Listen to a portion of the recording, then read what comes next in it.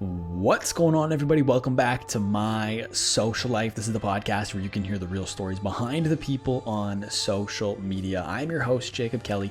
As always, today's podcast is powered by Trufan, and today we're doing something a little special on the podcast. Last week, I hit 100 episodes recorded, 100 interviews done, and what I decided to do between episodes 100 and 101 is take a break and put out a bonus episode of the podcast.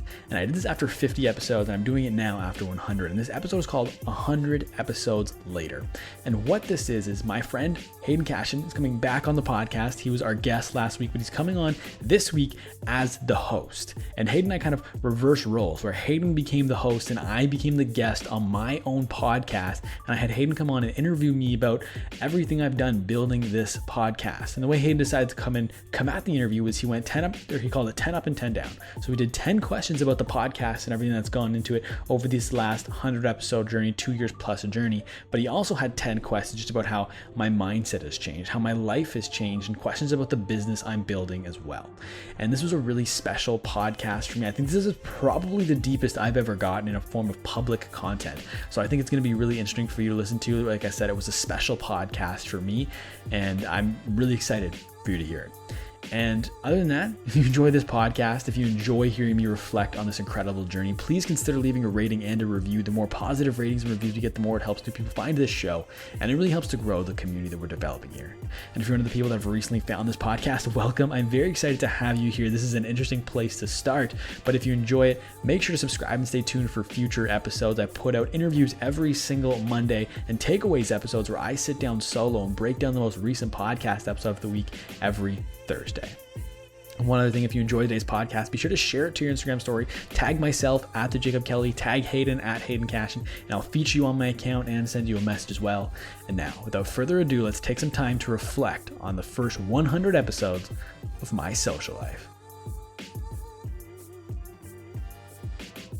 Jacob Kelly, man, we recorded your first podcast episode over 2 years ago. Yeah. And now you're 100 episodes later. That's absolutely incredible. So what I kind of wanted to do today is to go 10 for 10. So I want to ask you 10 questions related to the podcast and how it's kind of developed over the last 2 years. Then kind of ask you 10 questions just about life and business and how that's developed over the last 2 years, and just almost get like a recap of the last 2 years and everything you've been through and what you've experienced and kind of the insights you've gotten out of it and how you landed here today. How does that sound? That sounds great. Amazing, brother. So the first question I have is about the podcast. So it takes some serious love to get to 100 episodes. What is that you love about so much about podcasting? That's a good question. And I tried to think about that recently. Just why am I still doing it? Why am I still going? And I just think it's just, I enjoy the conversations, you know, like I like sitting down and talking to someone. And if there's ever a point where I feel unmotivated, when I sit down and talk to somebody and do a podcast, I'm like motivated, like it just refreshes me every time I do an interview, you know, like it just brings back all the motivation I had from even from the beginning. I also enjoy like the research. It used to be taxing just because it takes me so long. Yeah. But now I almost enjoy kind of putting the puzzle pieces together of someone's life so I can be prepared heading into each interview. Interesting. Okay. So has that love evolved over time, or were those the things that kind of were your love in the beginning and it's been the same consistently? Yeah, I know. I definitely think it's evolved over time. I think in the beginning, it was a bit of a combination of, I've always wanted to do some form of content to grow my brand. Like I had a couple different YouTube channels and stuff. And podcast is something I was like, well, I'm just going to try podcasting. So I've tried three different YouTube channels. I haven't really stuck with it. Podcasting, the original intent was I'm going to interview people that have grown to learn how they did it and just apply it to my other social media and then do what they're telling me to do and grow my social media. Plus, I thought for sure if I'm interviewing people with big followings, the podcast is going to pop in like 2 months. Right. Because all their followers are going to come listen and it's just going to be a thing. And obviously that's not how it worked out. So initially I thought it was like not like a bad way to explain it, but like a get rich quick scheme. Yeah. Interviewing people with big followings, but also doubling it to help grow my stuff, like all the learnings I'm going to take. And over time, I've stopped doing everything else and just focus on the podcast because I just enjoy doing it. So I think to your question, it has evolved over the last 2 years. I love that. So it's interesting that you said like what you initially thought of the podcast and kind of how it's changed. So that kind of leads into my next question. So over the last 2 years, you've made many changes to the podcast. What findings have you learned through these changes, and how have you landed where you are right now as a podcast through these findings? Yeah. So I think the big thing is that it doesn't matter. Like I could just make the changes whenever I want. Yeah. It doesn't matter. No one's paying that close attention to anything that I'm doing. And I think that's just given me the freedom and the flexibility to to just do it how I like, to just make the change and do what I want to do with the podcast. Because at the end of the day, like, it's my podcast. It's not the, like, if I rebranded the whole show because I wanted to, and no one said anything, and it was fine. People actually 100%. Liked it more. And I was like, do I change it? Do I not? And eventually I settled on changing it. Did you struggle with that before? Changing it? Yeah. Or like having to change it in a certain way, like let everyone know, or like wait for a certain moment, or like, because you're saying now you just do, it doesn't matter. You just do what you want. Yeah, I think like I actually went and I listened to the 50 episodes later we did. And I think I might have mentioned that I was debating rebranding it at that time. Yeah. And I think it was just once coronavirus hit and I was home and I had extra time. And I was like, I'm just do it now. Like there's no like, I'm not going to wait for 100. I just did, it was like episode 82 was when the rebrand came out. So it was that. I think the other thing too, in terms of like what I've learned from doing it, is for the longest time, I was, not a long time, but for a little while, I was like, should I change how I do my interviews? How so? I just think that it's like, do people care about the stories of these people, or do they more so care about like the insights? I even had a guest on here who was like, my story's cool and everything, but like I feel like people will resonate more if we get into like tactics and stuff and all of this. And I was like, that's true. People will resonate with that. And I do try and incorporate that from time to time. But I think that the way I do my interviews is unique. And I think you can find 100 other shows where they talk about tactics. Yeah, 100%. But I don't think you can find a ton of other shows where you break down someone's story in such a chronological order, in such a researched way, the way I do it. Right. So I think it's a strength of mine that I have. So instead of, because I was probably 10, 15 episodes ago when this happened, where I was like, should I change it? Should I not? And I just kind of took some time to think about it. And I was like, I think my strength is the way I do my interviews. I love that. It might not land with every guest. They might be surprised with the way I do it. Yeah. But I think it's a strength. And like a couple episodes, I like doubled down. I was like, this is how I'm doing it. A few episodes later, episode 95 with Zach Conover was probably the best reception I've ever gotten from an episode. Wow. How so? Just the response he got, like the amount of story tags he got, and he was sharing it, and the amount he was like sharing messages with me that he was getting.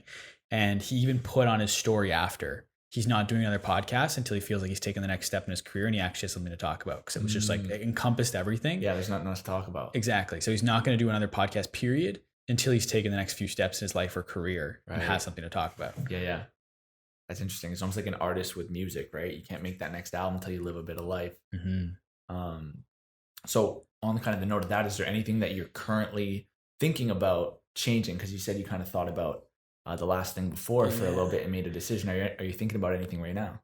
I don't think so. I think I'm in a good spot with the podcast. I think having Trufan as a sponsor is huge. Shout out Trufan. Yeah. I think that right now it's just going to kind of keep doing what I'm doing, because I think I have a good formula down for the way I do it. And I think it's going to be leaning on Trufan a little bit, because they're going to help me get some bigger name guests. Love it. Which I think I have the formula down. I've done 102 of these technically at this point, because I've recorded a couple for the future already. That I know how to do it. So it's just going to be hopefully leaning on some of these bigger name guests, not leaning on the bigger name guests, but showing what I can do with these bigger name guests is kind of like the next thing. I don't think I'm going to change too heavy. Yeah. Actually, speaking of change though, what's interesting is where I've kind of changed my focus is YouTube is starting to gain a lot more traction than my podcast. Interesting. Which was surprising to me. A lot of it's driven by, I have one interview that I did with a YouTuber. It was episode 53 with a guy named Just Dustin. Okay.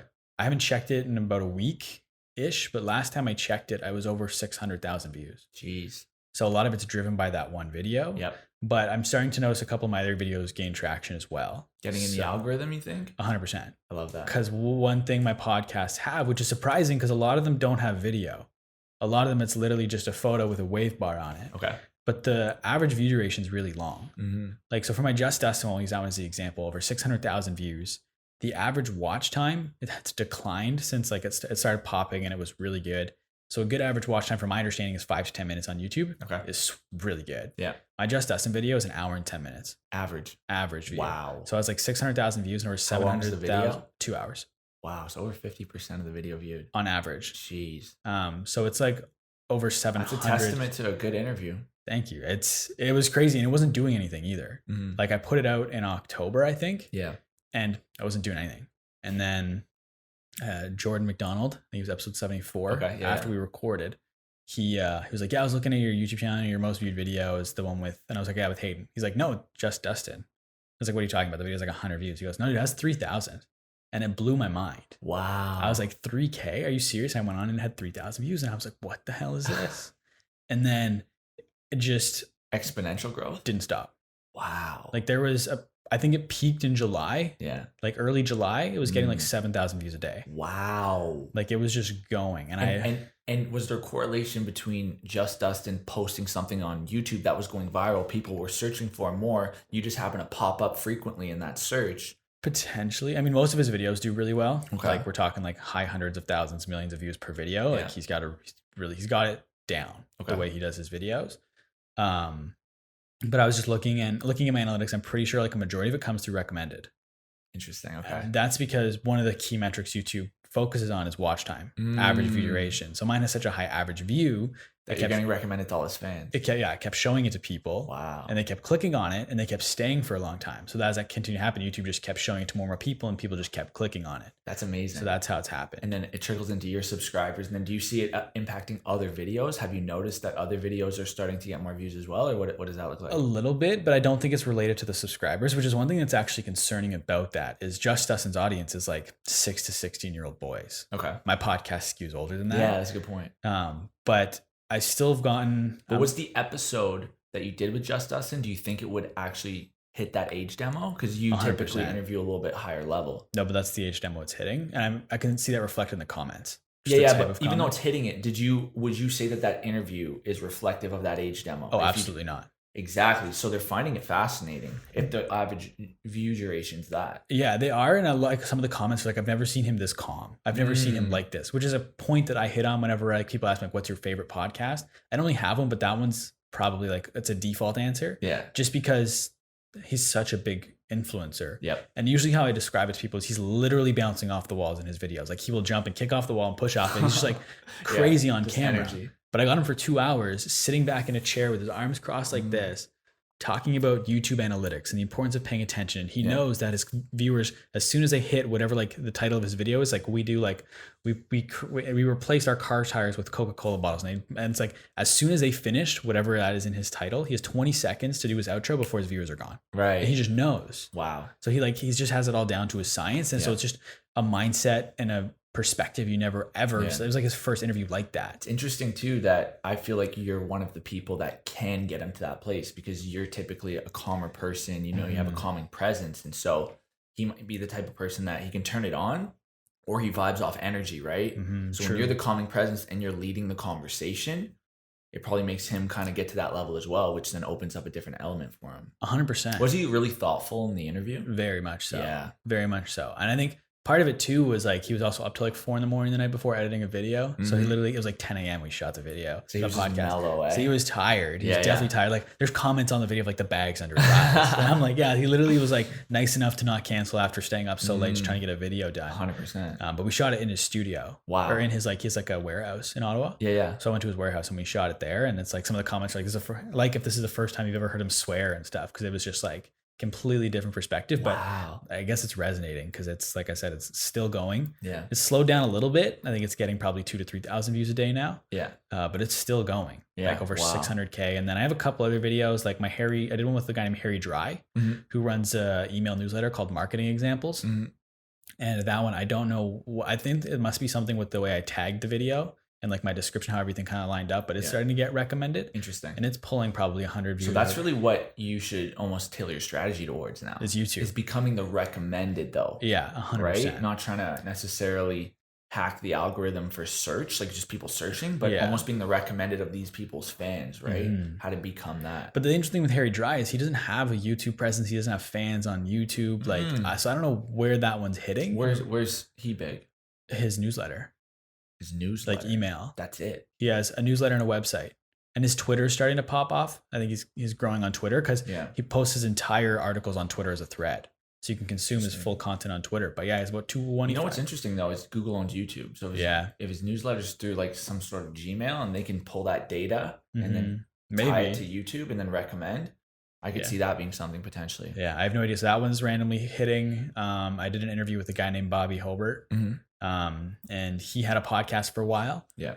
He actually has a new one now called it's the Bearded Man podcast, but he had a podcast. Probably the closest thing I've ever seen to my podcast was his. Interesting. And he started it before me. Yeah. So you copied him. I didn't know. I didn't know, but like listen to these parallels. So he started as just a recent grad. Right. He wanted to start a podcast. Yeah. Started just reaching out to people, recorded in his bedroom, called it the Bed Radio, which I thought was awesome. I never did that, and he's just interviewing like these massive people. Yeah. And each cover art of his podcast is a Polaroid photo, which is what I used to do. Yeah. And it was just, he does it very narrative based. It's their chronological story. It was like not similar to mine. Like his was definitely bigger than mine. Yeah. But it was just like, it started popping up again and again. I was like, this guy's like, and I really liked his podcast. He actually ended up stopping doing it. But the podcast I did with him is just past 1,000 views. Wow. I interviewed a guy from Ottawa named, I don't know if you know Benny Legacy. Yeah, I know. That one just randomly popped. That one's over 1,000 views now. Man, that's amazing. Like the one thing I like about you is like, I don't know if you've heard of the Rust method in music.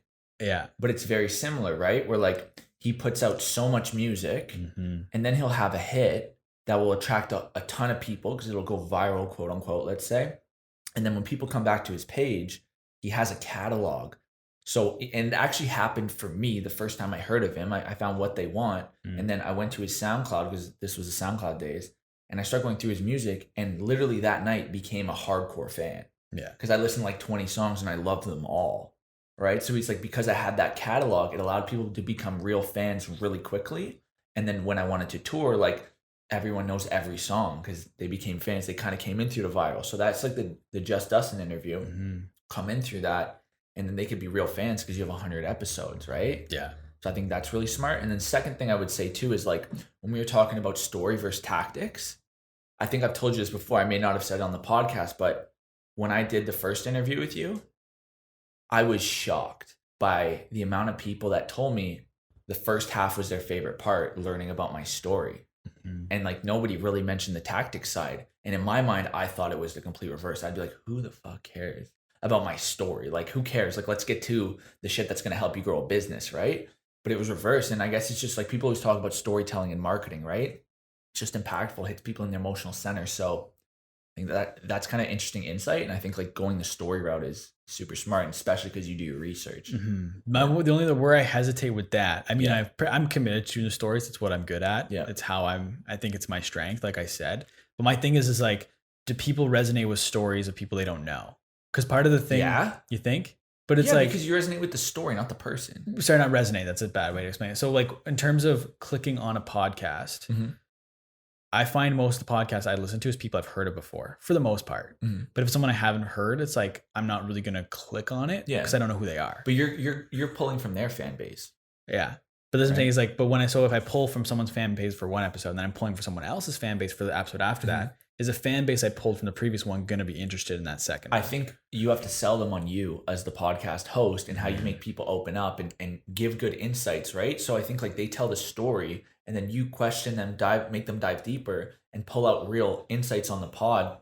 And then people will like that, right? And then they may not know somebody, but if they know, oh, that's a YouTuber or that's this, like maybe they'll be like, okay, I want to know kind of the similar format for this type of person. So yeah, I love the story stuff. That's true. So I was going to say what you said about the Rust thing is interesting. Like it's something I've thought about before. Oh, you have thought about it? Is like if you blow up on, like I think I've said it on like the takeaways or something at some point. I don't even know. My takeaways, I pretty much just black out and rant for 20 minutes and then just done. I love it. But I've talked about how it's like if you blow up, if you go viral, if I went viral in my first podcast, that sucks because there's nothing for them to go back on. Right. And it's just by building that catalog, like you said, it's just giving more opportunity for people to binge. That's it. And that's something I think Buster Share made a tweet or a LinkedIn post recently. And I caught, and it was along the same lines of that. Like, it's not good to blow up by first. Like, you want that catalog. And I was like, I tried to, like, this is kind of my mindset with my podcast. And he's like, you embody this like 100%. And since the internet and YouTube and things of that nature are so new, people don't realize like the legacy aspect of it, right? When you're, 15 years from now or whatever, when you're around 40, and you're successful in whatever you are, if you're a public figure, you know how inspirational it will be for people to be able to go back to when you were 23, interviewing people in your apartment. You know what I mean? Like that will inspire people so hard because they'll be able to roadmap it to where you're at now, right? And I think like we're getting to that point, starting to get to that point with Gary, where it's been a decade, right? But imagine like 20, 30 years from now. And so I think that's fascinating. Yeah, when you with Gary, like this thing I was talking to you before about, I'm watching the Daily V's, and it's just so interesting to watch when it's like people knew him, but people didn't know him. Like he had like probably less than 100K on Instagram at that time. Yeah. When I like in these original Daily V's. Yeah. Like he slowly pops shortly after, but it's just interesting. Like, and that's one thing I want to try, just trying to document everything. Because I love going back to watch. Like I've done it a little bit. Yeah. With like I did vlogs on YouTube just during like when I worked for the hockey team during the playoffs. I just took the content I was making for the team, a little bit of extra vlogging stuff for context, and I just threw them together in like week-long vlogs. Vlogs are like half an hour. Yeah. And I'll go back and watch them every once in a while, and it's just so much fun to be able to go back and like watch that. 100%. Even our interview is exciting for me to watch. It's 2 years ago, right? And it's like, wow, that's how I was thinking. And now look at like, little did I know this would happen, And it's just fascinating to have that documented, right? Even think like as crazy as this is, like down the road, my kids will be able to see me when I was like 23 years old on an interview talking, and wherever I'm at, it will just be so interesting, right? Yeah. So over time, I've watched you develop into like quite a strong podcast host. What's your favorite thing about your podcast style, and what do people consistently mention about your style? So what's like your personal favorite stuff, and then what do you always hear people mention and say about you? They're kind of one and the same. Interesting. Okay. My favorite thing is finding the thing that they're never going to expect me to have. Like when I ask them, and I can hear the pause where it's like, how, like where. So let me ask you then, what's the craziest thing you've done to like find a fact on someone that? See, I don't even do anything that crazy. Okay. You just do your digging? Just do my digging. I'll go deep on Instagram. I'll listen to all your podcasts. Like not like, I don't like to listen to the podcast if you host it. Okay. Because if you listen to my podcast where I'm the host, you're not going to get a lot about me. Yep, for sure. But if I'm a guest, you'll get a lot more. So I try to listen to the podcast they've been on as a guest. And that's where I find most of it. That and just the deep digging. Maybe it's like I'll find an article from 2016. It's like the further back, if you can find any interview that's more than like a year old, they're not going to remember what they said. Interesting. So you can pull stuff that they'll forget they even said. That's your favorite moment, finding kind of that is finding those gems that I'm like, no one. Sometimes when you say the gem and you're like, there's no way I should know this, and they don't say anything, you're like, oh, I thought that was it. But But I try to have at least one of those moments. What's the best reaction you've got? Well, what I've started doing is I've started clipping the reactions. No.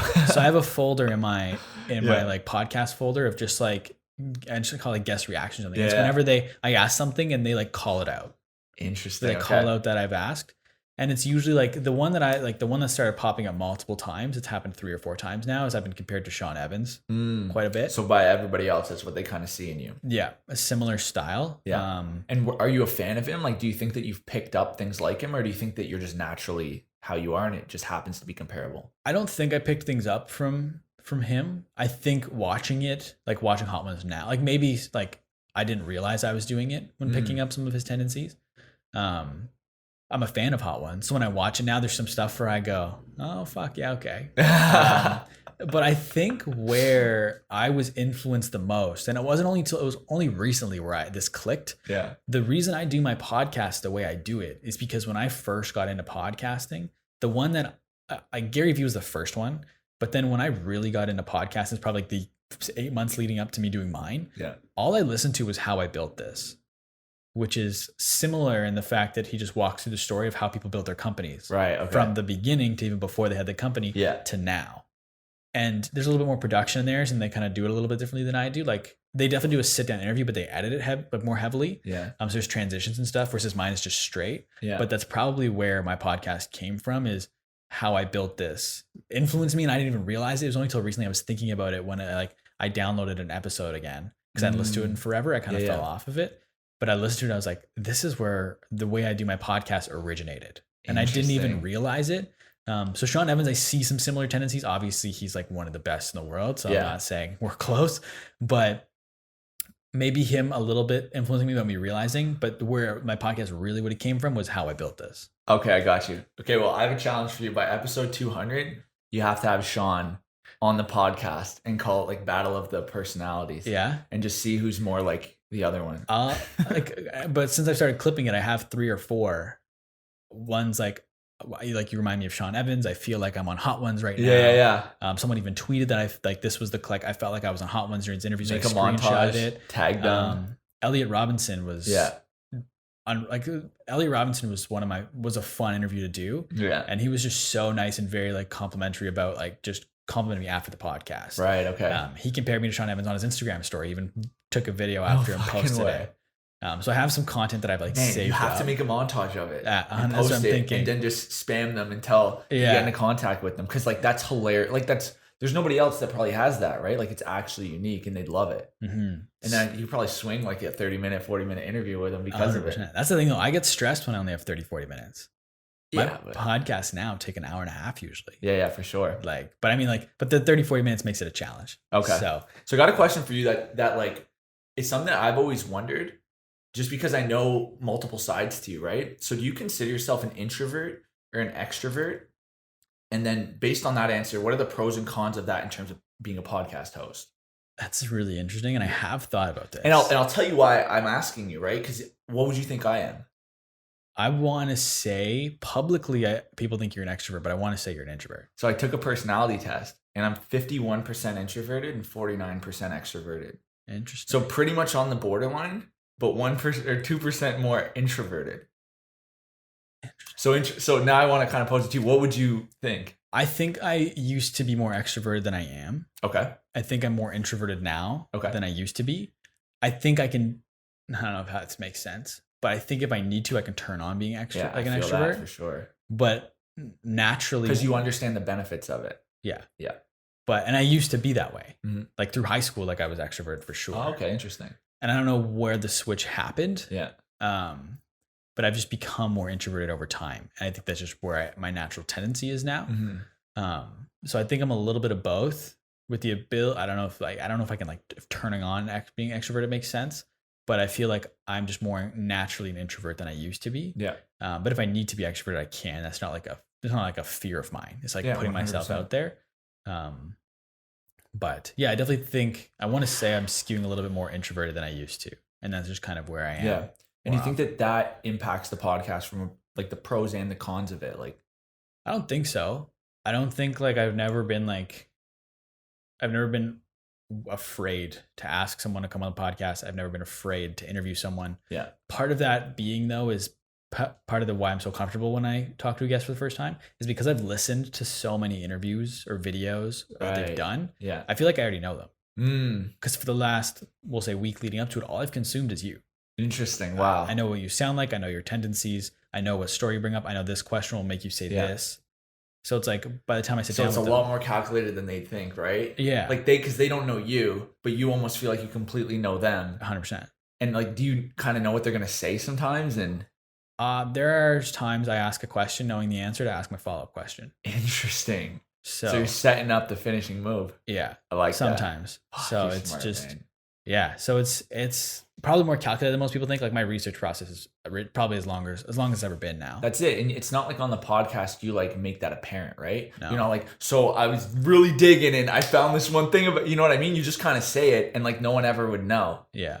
I love that. That's sick. I try to downplay it and I stopped telling people where I get my research. Sometimes I forget. Yeah. Oftentimes I forget, especially with the way I do my research now.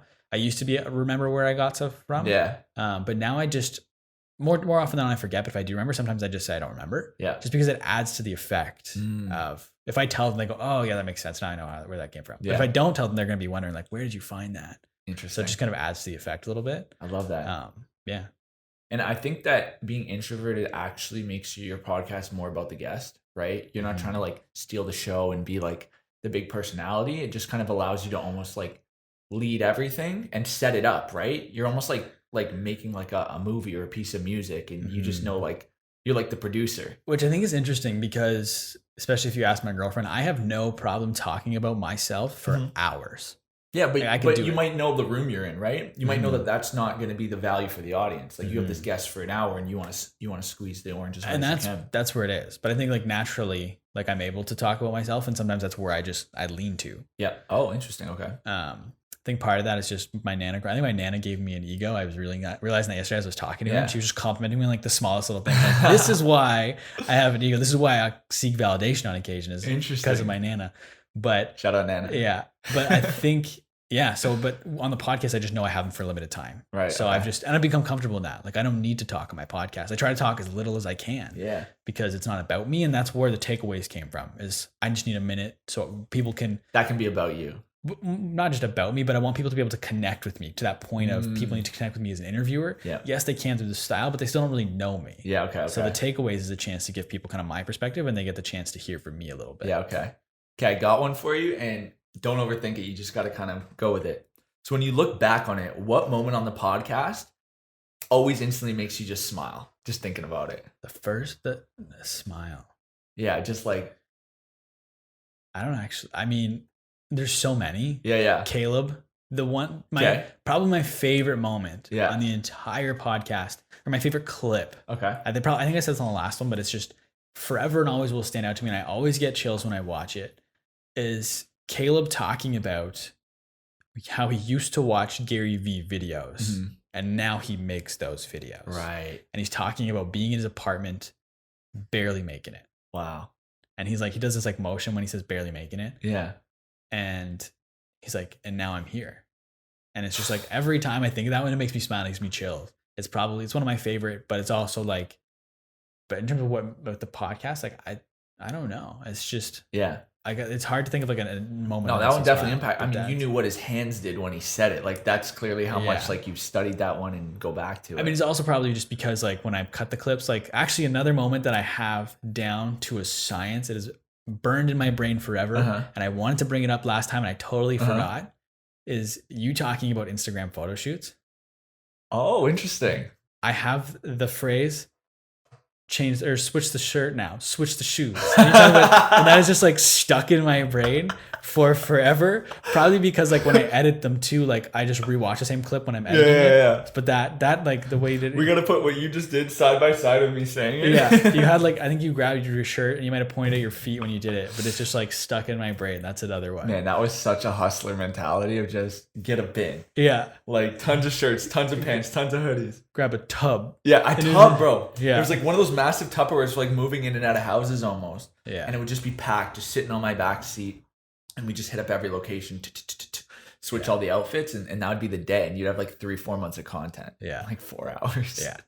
But that's also just, that there is just showing like the progression of me just as a human being during this podcast, because that blew my mind when you said that. Really? I was like, I've never like thought of that before. Like just bringing, like that was just like such a foreign concept to me versus now that is just like, that is how that's just natural to me. That makes sense. Yeah. But at the time it didn't. Wow. So I just think like over the last 2 years, especially 3 years, and especially last 2 years, my understanding of the world of social media has changed so much. Yeah, for sure. 100%. It's so funny because for me, it was innate. Like I was like, there's no way I'm about to do a shoot and get one photo because I'm not posting the same outfit multiple times.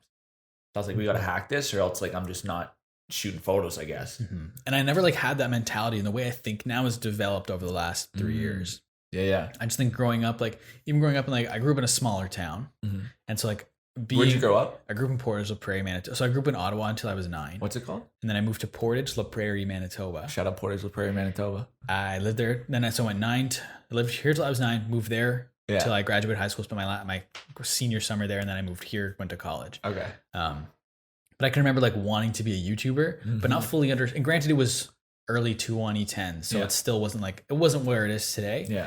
But like I remember buying like a capture card to record my video games, become a video game YouTuber. Never posted one. I don't even know if I ever finished a video. Did you have a fear of starting the podcast in general? Because like I know the podcast took you a while to start the first one, and then the fact that you just said that about like I bought the car, I got it all, and then just didn't execute. Like, have you overcome that, or did you not? What do you think? I've definitely overcome that. Yeah. I think I'm just a chronic overthinker, so that's part of it. I think which is a strength when you're doing your research. Yeah, that's true. I think with high school and wanting to be a gaming YouTuber, I think that was just, I don't know if I actually wanted it. Like I just ideology. So I don't think, but I just didn't understand like what was possible with social media. And I know a lot of people didn't. But even when I first moved here in college, like I still didn't get it. You know what I mean? Like I didn't understand what was possible. I didn't understand how it was happening. Like I just knew like, I remember growing up, a big deal on social media was when like a girl in my high school had like 4K on Instagram, and that was like crazy. That's still a big deal. Yeah. I mean, I still don't have it. So, but yeah, it's just, I don't know where I was going with that, but it's just my mindset and my relationship with social media has changed through this podcast. 100%. And speaking of like big moments and changing, like, have you ever had an is this real life moment on your podcast? Like a moment where you just like click out for a second and almost can't believe you're interviewing a certain person, or just like hearing a certain story. Like how am I in this room right now? Have you ever had that type of moment? I mean, I think the whole New York trip was that. Yeah. You know what I mean? Like, yeah, okay. Any specific example that just jumps out at you from that trip? Because we did a lot of cool shit in that trip. I mean, the Buster's always one of my favorites. Crazy, right? Like just because we rented an Airbnb with the intent we're just gonna record them in the Airbnb. Yeah. It's like no one's like, it's like we're not trying to invite ourselves over to places. Yeah. But Buster's like, yeah, just come to my building and we'll record it there. And it was just like the nicest building I've ever been in. And then we went to the roof after, which I was like, what is happening right now? Yeah. So that was a moment of just like that. I couldn't believe what was happening. That I think, but the biggest ones obviously for me is going to be going into Vayner. Yeah. Especially like I haven't fallen off of Gary. I don't consume him as much. Starting to rewatch his daily vlogs from the beginning, so I'm starting to get back into it. Yeah. But at the time I was heavy Gary.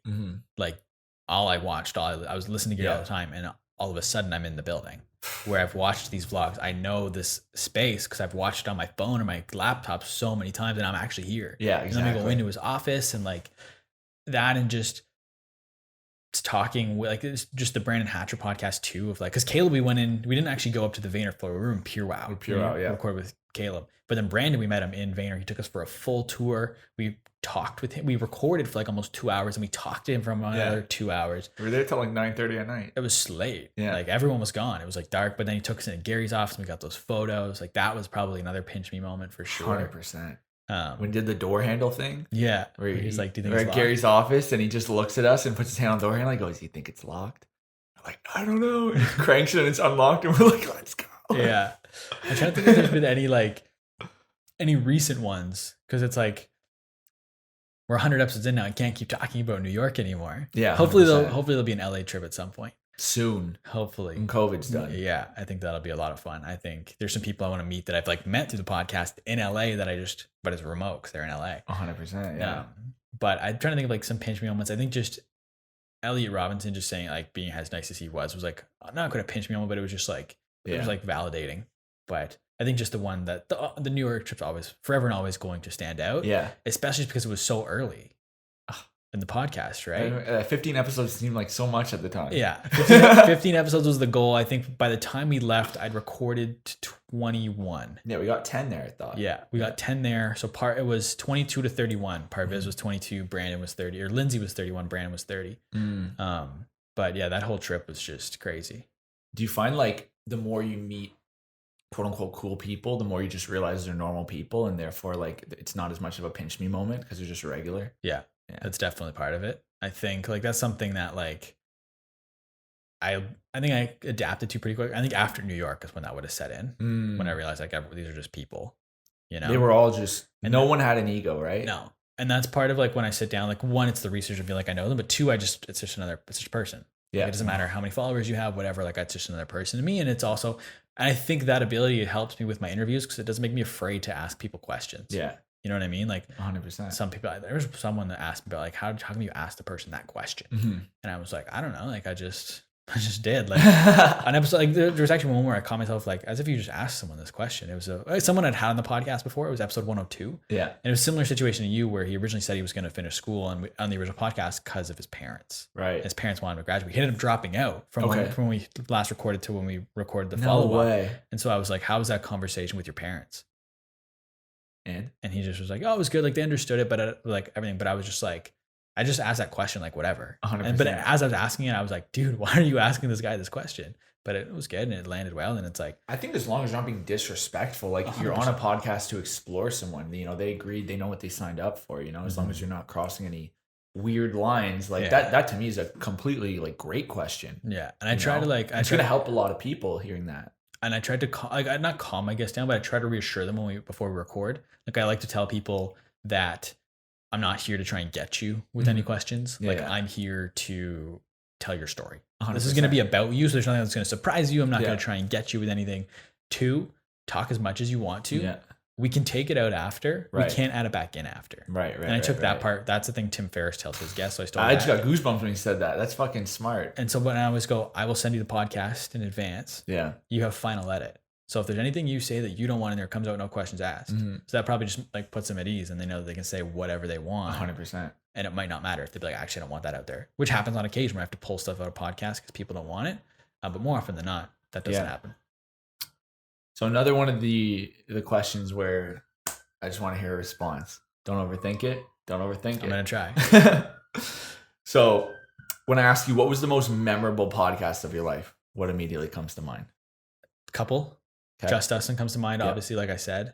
The Zach Conover one comes to mind just because of... Quickly, Just Dustin, does it come to mind because it did so well or because it was actually just an amazing podcast, like regardless of results? I think regardless of results, like before it popped off, I would have told you that. Okay, cool. I think just like I said, just because of how he normally is versus how he was in that interview. Like, you were a fan of him, so you knew who... I never watched a video. Okay, so you didn't know that he was being No. abnormal. He thought I was a fan Okay. because of my questions and just knowing so much. Yeah. Like I could tell he kind of got that vibe at one point, but I never watched a Just Dustin video before I sat down. I subscribed to him after the interview. Interesting. I'd never watched a video. It just came through a friend of mine. It's like, hey, I work with this big YouTuber. Do you want to have him on your podcast? I was like, sure. And yeah, like I'd never watched a video of his before. So I wasn't actually a fan. Like, I wasn't a fan. So memorable podcasts, other ones. That one, again, I'll default to the New York ones, obviously. I think the Josh Reyes was actually a cool one for me. Because like I followed LVD before. Yeah. It's like I knew LVD and I was still like in the point where it's like, it was episode 3. So I didn't actually know like how it was going to like, are people actually going to just say yes? Are they not going to say yes? It's like, this guy has 14K and he just said, come on my podcast. Like that was crazy. Yeah. That one was cool for me. But yeah, the Caleb one will always stand out. Also because we had to cut that one to 30 minutes. What a story, eh? Because I remember like... tell that? Have you told it before? I just remember like we were sitting across the street and he's like, hey, I just got tickets to the Knicks. We can still do this podcast. I just only have half an hour. And so we were just very how much like do you think that you had planned out for? At least an hour, if not longer. Okay. But basically what I did there too, to be smart, is I had some stuff written down that one of the things I knew he wasn't going to expect. Interesting. Okay. But I knew we only had half an hour. Yeah. And I didn't want to hit on that. So I don't remember exactly what I said, but I said something effective like, we're going to jump ahead a little bit. We're going to skip over like this. And it was like his old production company that he ran when he was like early 20s. Yeah. And if you go back on the video, you can watch him. I'm pretty sure he goes like, like how the fuck did you know that? Yeah, exactly. Like, I mean, the Caleb one stands out. Just Dustin stands out. Yeah. I'm trying to think of any other ones that stand out. I mean, I think Joey Kidney stood out, especially at the time. Like he was the biggest guest I got for sure pretty early. And Joey, it's because Joey didn't ask me to come on, but Joey made it obvious. Because like Joey and I had kind of known each other through my work with the football team. Like I actually did some influencer marketing stuff with him. Oh, cool. So he was aware of me, but I was still so early that I was like, I don't want to, like, he has 700,000 followers. I don't have any followers. Like, I don't want to reach out to him because I don't want it to feel like that. And then within 30 seconds, he liked a podcast post and a personal photo of mine. And I hadn't posted anything. Like it was just randomly. He liked the podcast. He liked my post, like back to back. Yeah. And I was like, okay, like that's not by accident. Yeah. And so I just DM'd him. I was like, hey, want to come on the podcast? And he was like, absolutely. And he was telling me, he's like, I saw you interviewing like all of my friends. I was like, when are you going to ask me? So I just like went and that must have been a pretty cool moment for you. Yeah. I was like, that's sweet. But like I knew him before. So, So it's not like it was like a random thing, but that one was just cool. And him was like, it was just getting the chance to talk to him. And like, I found something really like good about him that I didn't expect to find out. I literally just listened to one of his podcasts and he randomly dropped it. And it was that he started on an app called Gift Boom that I'd never heard of before. And that's how he blew up initially. Wow. So like, I remember sitting across from him and he like, this is when I used to write my notes out. So I had them sitting in front of me. Yeah. And I can remember like sitting there and he's like looking at my paper. And as I'm doing my intro, I finish, he goes, I can see your first point here and I'm kind of scared. So that one stands out. Like there's just so many good ones that it's like, it's hard for me. And it's like to think that I'm 100 in now. Insanity. And it's like, but as I'm talking, I'm like, oh, there's that one. Oh, there's this one. Yeah, exactly. Like, oh, there's one with when I was asking that question, I was almost like wanted to have like a Rolodex of all your episodes. Cause I'm sure you would just like be like, oh, that one. Like you almost like don't remember them all, right? Yeah. But then you'd be like, oh my God, like that one was actually crazy. This happened. Like that's what I would almost need to really give you a good answer. Yeah. Like it's tough to like just say it off the top of my head. But like the Method Box one was awesome. The one I did with Jason Morena, who's another videographer on Team Gary V. Yeah. That one was awesome. Yeah. I'm trying to think of, there's just been so There's so many So episodes. you've done so many podcasts. How has the podcast impacted your regular life, right? Like opportunities or things that you've learned or just personal development. Like how has doing this podcast helped you in your personal life? I think it helps with the business a little bit. Okay. Because I have the skill of editing a podcast, it's an entry point to a lot of people. Yeah. Like a couple of my clients started as podcast editing. Some of them start with, oh, you do a podcast, and we start talking about podcasts, but it ends up being something else. So it's been an entry point. But if I tried to start a podcast editing agency, I don't think it would have worked. Interesting.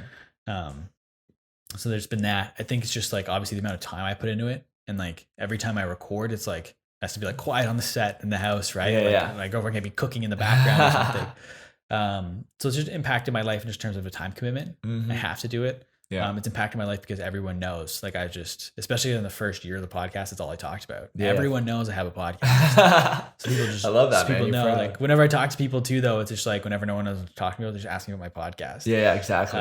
So it's just impacting me that like I'm so associated with it now. Has anyone ever said anything on the podcast that like really hit you and you like applied to your life? Not actively. Okay, interesting. Probably like I said, the way like I never viewed social media, I don't view it the same way I used to. Yeah. In a good way. Yeah. I think that just come through the podcast. I love that. I don't, but there's been nothing where I was just like, yes, love that. And I wrote it down and started doing it. Yeah. I don't think, which is funny because I was the original intent behind the whole podcast. Cool. So, you know me, my big thing is like just be a super good person. Like be kind, be humble, have gratitude, be empathetic. Like that's my thing. So this question is a little bit for me. I want you to give a guest a shout out. What guest was just overly incredible, overly sweet, overly nice? And maybe give an example of like what they did that like makes you feel that way. My brain first went was Elliot Robinson. Yeah. Just because like the whole time it was an interesting podcast from the get. Okay. So we were supposed to record. So it was like 3 a.m. or something, right? Yeah. So we were supposed to record Sunday afternoon because he was in Sweden. Yeah. And so we were supposed to record Sunday afternoon. And he texted me at like 6 p.m. Eastern Standard Time, which is like midnight Sweden. He's like, hey, can we do this right now? And I just finished dinner and I was like, oh shit, like sure. Yeah. So I like scrambled. I was like, just give me 15 minutes. I like put my dishes away. I like just got my everything set up. Yeah. Then we jumped on the call and he's like, hey man, like I just had like a good vibe. I thought this would be a good podcast to do right now. Wow. So I figured I'd text you and see if we could do it. I was like, yeah, 100%. Did you dive into like what he meant by a good vibe? Like, what was he We feeling? didn't dive into it, but like if you listen to the podcast, you can tell he's very spiritual in that sense. Gotcha.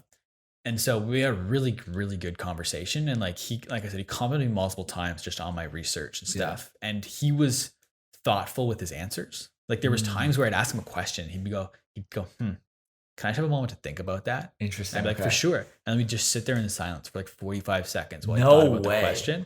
And then he'd answer. I love that. I'd like cut the silence out obviously because like you don't want 45 seconds of dead space in a podcast. But I just like give him time, or like he'd answer a question. He'd go, actually, I don't like that answer. Can we redo that? And I'd be like, absolutely. So we like re-record a question or like 2 or 3 times. Cut out the original answer? Yeah. Interesting. But then it was just that. So he was nice. He complimented me throughout the podcast multiple times. Like, what was he saying? Just saying like, wow, you really did your research. Like, I can't believe it. Then he posts then we talked just on after the call for a little while. Yeah. But he took like he took a video of me. He like called me like the next Sean Evans or something. He posted it on his Instagram story. And then we just chatted, and he was just like, this is what you're meant to do, man. Wow. Like, this was the best interview I've ever done. And No I was like, way. That's so cool. And then I woke up the next morning to a DM conversation of him introducing me to Zach Honifer, who was it was the most impactful from a response perspective. Right. Yeah. He's Yes Theory's manager. I just woke up to it. Didn't ask Elliot to introduce me to anyone. Because I don't ask guests. I used to be like, who do you know that you think would be good? Right. But I've stopped doing that because I don't want to ask my guests for anything. But yeah, I just woke up to a DM. He was like, hey, Jacob, this is Zach. I think Zach would be a great guest for your podcast. Zach Jacobs an interview that I did his podcast, whatever. Like, I think you guys should chat. That's so sick. And he did that. And he did it again with a guy. So episode 95 and 97. Yeah, just selfless. Like, he doesn't have to do this. Yeah, where him just being like, so it was Elliot. Elliot introduced me to Zach, and he also introduced me to this guy named Josh Shapiro. Okay. Who runs it's called Baseball Lifestyle. He started his Instagram page in grade 10, and now it's a 7-figure business. Wow. So yeah, just randomly, I didn't ask, just like. Just wants to help. He didn't even ask me. He literally he just did it. He just did it. Yeah. He was like, hey, do you want me to introduce this person? It was literally just like a DM conversation of like, you guys should do a podcast together. That's amazing. So yeah. And he was just like selfless that way, super complimentary, posted me on his Instagram story. Like, yeah, that was the one that came. That's also recent. There's probably a recency bias there. Yeah. Like he was episode 91. But still, like it was just. Oh, you've mentioned it multiple times today, multiple times to me outside of the podcast. So definitely like, I expected you to say him to that. Like, that's how much you've talked about Definitely, it made an impact. And probably the reason I brought it up so many times is I haven't had a chance to actually talk about it yet. I love that. Like, I haven't said it. I'm probably talked about it in the takeaways a little bit. Yeah. But I haven't said it too much like in other documented sense. I love that. We'll clip this part and send it to him. Yeah. He'll definitely appreciate it. So this is the last question regarding the podcast. Okay. You might need a second to think about it because it's a big high level question, but just overall, like when you look back on the last 2 years of the podcast, what are you most proud of? Sticking with it. Easy answer for you, eh? Like I haven't missed a week. Yeah. Wow. You haven't, eh? So since you're so far ahead though. Not anymore. I kind of fell off a little bit with moving and starting taking my business full time. This helps. I think I'll have 4 episodes in advance once we finish recording this. So I have like Monday and then you call that falling off, eh? Yeah. Well, I used to be like I used to be like 7 weeks, 7 weeks in advance. Wow. Which is funny. So I'll get into why that's funny. But so before you get into it, this is interesting too, is like Russ's whole method. He had an album in the stash, right? So say 15 tracks, and he didn't want to release the album until he had a fan base. And that's why he was doing a song a week till he gets a fan base. Then he's going to drop the album. So he already had it ready, right? But what would happen is like, as he would get better at making music, he would slowly change the actual album. He'd be like, oh, this song's too good to just drop. That goes on the album. We're going to drop one that was originally on the album. So the album got more refined over time. So it's kind of like you was always having like the stash, right? And that allows you to be consistent week in, week out. He never missed a week for like a year and a half, right? So yeah, the stat I don't pivot it like he does. Like for sure, yeah. But I missed between episode 3 and 4. So when I launched the podcast, it was every 2 weeks. Right. And then I recorded my first 3, I think. So it was I recorded with you, I recorded Matthew Dore, and I recorded with Josh Reyes. Yeah. And then as those went, I just never got my 4th one. Yeah. Like I don't remember what the reason was. Yeah. And eventually Will Carrier agreed and he came on and we recorded it and it came out 3 weeks after. Okay. So it was a 3-week gap instead of a 2-week gap. But then I haven't missed since then. Wow. And then so from episode 4 to 5, I got it. And then I just kind of built up I wonder if we wrote like the number 1 to 100, if you could list out every single. I've tried to do that. And I can get decently far. I lose it a little bit in the 30s, I think. And 60 through 70, I'll probably lose it. Interesting. But I could probably do that's insane. 82 through 100 for sure. I could probably do 1 through 31 at least. Wow. That's amazing, man. Yeah, I don't know how or why, but yeah. I love that. So you said the most proud is that you stuck with it. Stuck with it. And what's funny what I was saying with that, so I just I missed that one and then I've stayed consistent. I stuck with the 2-week gaps until I think probably after episode 7. And then I was like, I went down to every week because I was worried I was going to get into a situation where I'm 6 weeks out and I record a podcast and I say this is going to come out in 6 weeks. And then things change. I went weekly and I was just got so many done so quickly that happened actually happened. But just the consistency with it, sticking with it every single week, not missing despite working crazy hours, doing the podcast. And then I was working full time doing the podcast and I started my business in January and worked that part time on the side. So I was doing but I never missed. Yeah. I never missed a week. I still haven't. And that's probably what I'm most proud of is just sticking with the consistency of it. Has there ever been a moment where you're like, you know what? I think I'm going to skip this week and then overcame that and put one out? Never. Love that. I think part of it's momentum. Yeah. Like I just don't I'd be so distraught if I missed a week. Really? I think that much, eh? Like I missed the week of recording, but because I have a buffer, I'm fine. But it's never gotten down to where I need an episode done in like a week or I'm going to miss. Like it hasn't gotten to that since episode 4. Amazing.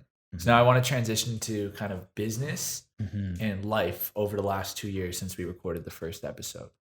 So recently you transitioned into your own business. So talk about Jack Marketing, the services you provide, and the company that you foresee yourself building.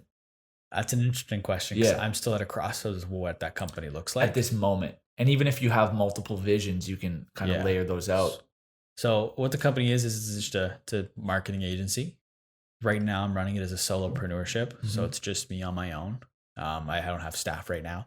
It's a little bit of a mixed bag of what I'm doing. Yeah. We're refining it slowly, but it started as just everything, whatever I can get my hands on to do a contract to build up my MRR, my monthly recurring revenue to the point where I could take it full time.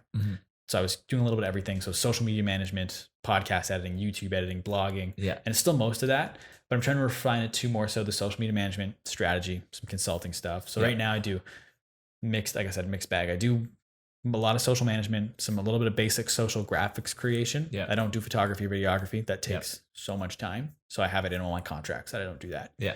I still do blogging, which is actually good because like blogging, it's like I'm okay, but you learn so much through writing. Interesting. How, like, what do you learn? What do you mean? It's like for one of my clients, we focused the last 3 months on writing articles around influencer marketing.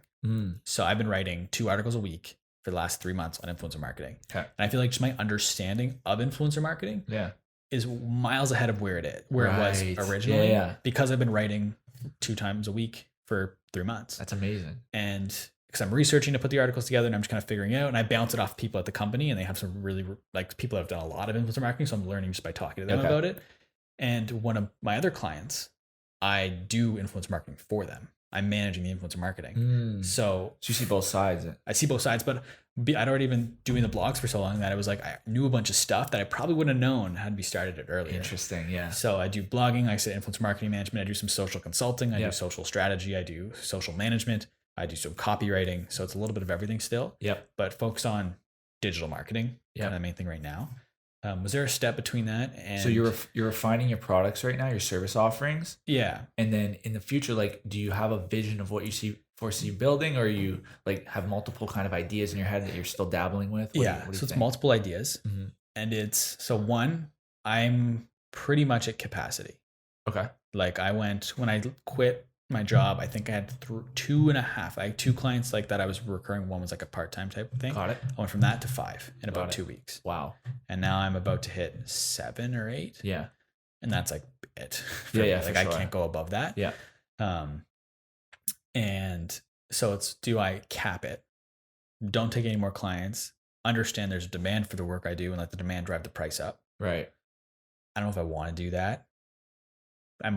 But with capping it, like I'm going to drive the price up too much, but with capacity, I can be flexible. The original intent when I started my business pre-COVID was once I go full time, I can be anywhere in the world and do digital my job. Nomad. 100%. Like, so my girlfriend and I talked, she has her own online business. We talked about living in different cities for a couple months at a time. Yeah. And just experiencing life in different cities and cultures while still being able to work fully. Instead of just doing like a 1-week trip, go to like Spain, find a sublet for 2 months, live there. Once the sublet's up, go somewhere else, maybe come back and just kind of bounce around. Yep. Obviously that didn't happen because of COVID, but I just kind of cap it and have that flexibility to do whatever. I think you have to. And I think you have to because you can always scale up down the road. But once you scale up, it's really hard to scale back. Yeah. Right. But there's a couple other options that I'm debating. Okay, hit me. So there's that. There's option 2, which is scale the agency. Because I'm pretty much at the point where I've already turned down multiple potential clients. Just not enough time. Yeah. So do I hire someone to take that on? Yep. But then it's like, then I have the overhead and the responsibility and I'm paying more. I don't know if I want to do that. Option 3 is similar to option 1, where I can cap it. But instead of trying to become like a digital nomad and floating around, starting a second business. Because I don't know if... Do you have time though? Because you capped the first one. Client services. Well, if I could have time to start on the side, and if it gets to the point where it's actually feasible, I can scale down. Because I'm at a point with the business where I have the flexibility to scale down, probably to about half and be okay, which would then open up the opportunity to go after another business. I don't know what that business will look like. Interesting. Probably something that can scale easier than the agency. Because the agency, as it scales, you need people. Yep. So maybe it's something with software, because as software scales, yes, you need to add people, but not at the same rate that you're adding people for an agency. Yeah.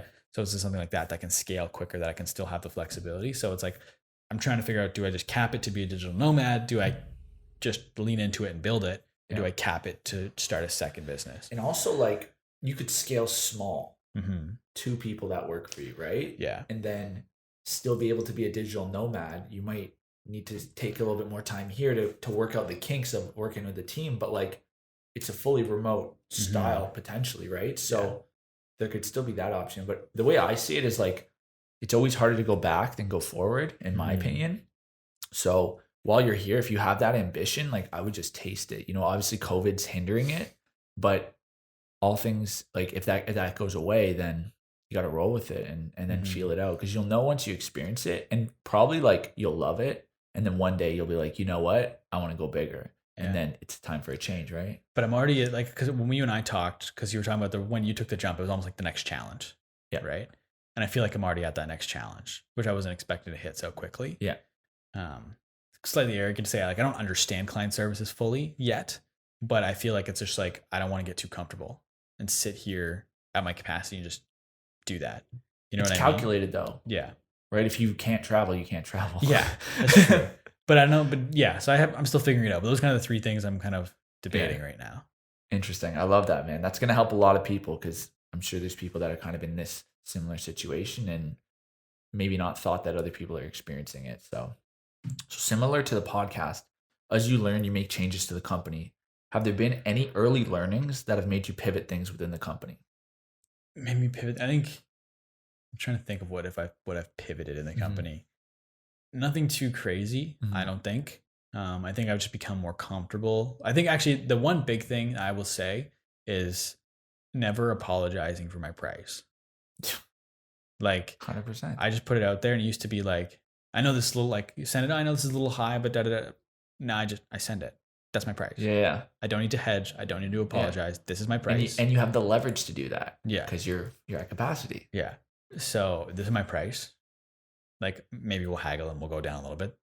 Naturally, that normally happens. Jacob doesn't go down on price, guys. If you're listening right now, it only goes up. But like, that's just one thing where it's just like, I used to, when I would set my price, I'd be like, okay, like this is really high. Just because I didn't have a full context of, I didn't understand the world at that point, we'll say. Like, interesting. Yeah. In the beginning, like, yeah.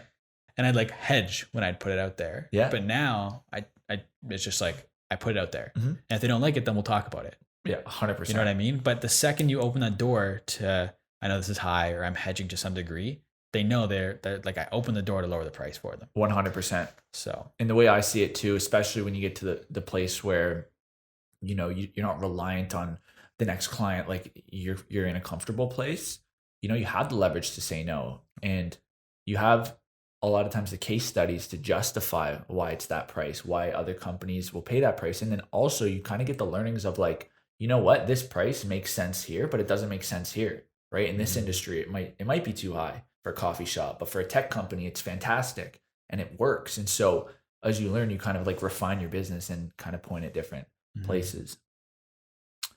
So there's pros and cons to working by yourself. What do you love and what do you find challenging? Working by yourself and for yourself. And how are you improving on the challenges? Yeah. So what I like about it is obviously just being my own boss.